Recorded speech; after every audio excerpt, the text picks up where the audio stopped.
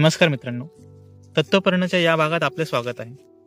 आजच्या या भागात आपण तर्कशास्त्र या तत्वज्ञानाच्या एका महत्त्वाच्या शाखेची ओळख करून घेणार आहोत.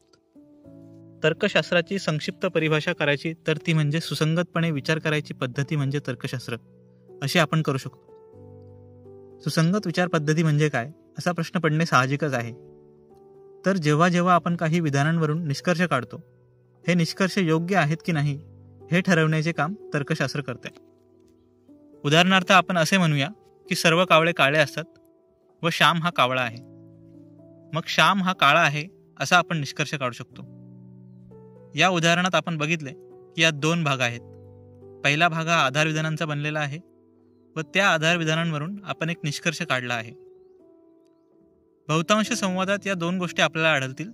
सर्वप्रथम आपण काही आधारविधाने मांडतो, ज्यास आपण गृहीतके असेही म्हणू शकतो, व या आधारविधानांवरून आपण निष्कर्ष मांडतो. वरील उदाहरण तर्कसंगत आहे, कारण जर श्याम हा कावळा आहे तर तो काळा असला पाहिजे, कारण आपल्या आधारविधानात आपण हे मांडलेले आहे की सर्व कावळे काळे असतात. आता आपण समजा असे आधारविधान केले असते की सर्व कावळे काळे असतात व श्याम हा काळा आहे.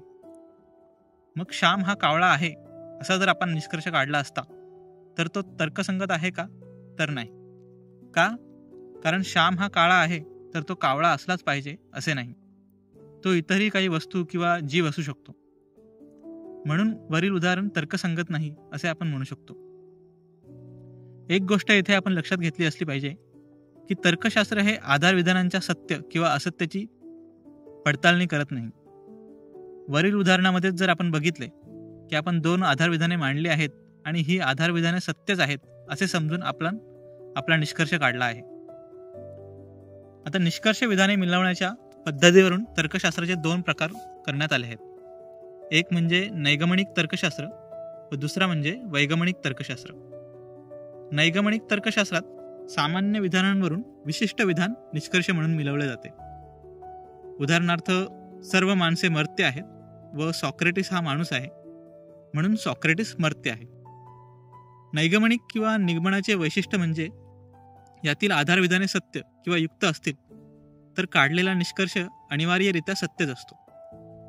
आता वैगमनिक किंवा विगमनात विशेष आधारविधानांवरून सामान्य निष्कर्ष विधान संपन्न केले जाते किंवा एकसारख्या अनेक विशेष विधानांवरून सामान्य स्वरूपाचा निष्कर्ष काढला जातो. उदाहरणार्थ, एखाद्या डॉक्टरकडे आजपर्यंत आपण जेवढ्या वेळेला जाऊन आलो त्या प्रत्येक वेळी त्याच्या औषधाचा गुण आला, म्हणून पुढच्या वेळी सुद्धा या डॉक्टरच्या औषधाचा गुण येईल असा आपण निष्कर्ष काढतो. आता निगमनातील आधारविधाने ही विगमनातील निष्कर्ष म्हणून मिळवली जातात असेही आपण म्हणू शकतो. उदाहरणार्थ, निगमनातील उदाहरणात आधारविधाने ही सर्व माणसे मर्त्य आहेत हे विधान आले तरी कसे, तर जेवढ्या माणसाबद्दल आपणास माहीत आहे ती सर्व माणसे मर्त्य आहेत म्हणून सर्व माणसे मर्त्य आहेत असा जो निष्कर्ष आहे तो वैगमनिक आहे. दुसरे उदाहरण म्हणजे आपण आजपर्यंत जेवढे कावळे पाहिलेले असतील ते सर्व काळे होते म्हणून सर्व कावळे काळे असतात हा निष्कर्ष आपण काढतो. आता वैगमनिक निष्कर्षात संभाव्यता असते की ते अतार्किक सिद्ध होईल. उदाहरणार्थ, जर एखाद्या व्यक्तीच्या निरीक्षणास आले की कावळ्याची एक जात पांढरी आहे, मग सर्व कावळे काळे आहेत हा निष्कर्ष चुकीचा ठरतो. आता नैगमनिक किंवा वैगमनिक प्रकाराने निष्कर्ष काढलेला असो तो तार्किक कसोट्यावर लावून ते योग्य आहेत की नाही हे अभ्यासण्याचे कार्य तर्कशास्त्र करते. तत्वपर्णच्या या भागात आपण तर्कशास्त्र या तत्वज्ञानाच्या एका महत्त्वाच्या शाखेची ओळख करून घेतली. तर्कशास्त्र म्हणजे सुसंगतपणे विचार करण्याची पद्धती. तर्कशास्त्र दोन प्रकारचे आहेत. एक नैगमनिक तर्कशास्त्र जे सामान्य विधानावरून विशिष्ट निष्कर्ष काढते आणि वैगमनिक तर्कशास्त्र जे विशिष्ट निरीक्षणावरून सामान्य निष्कर्ष काढते. तर्कशास्त्र आधारविधानांच्या सत्यतेची पडताळणी करत नाही, तर ते निष्कर्ष योग्य आहेत की नाही हे ठरवते. तत्वपर्णच्या या भागात इथेच थांबूया.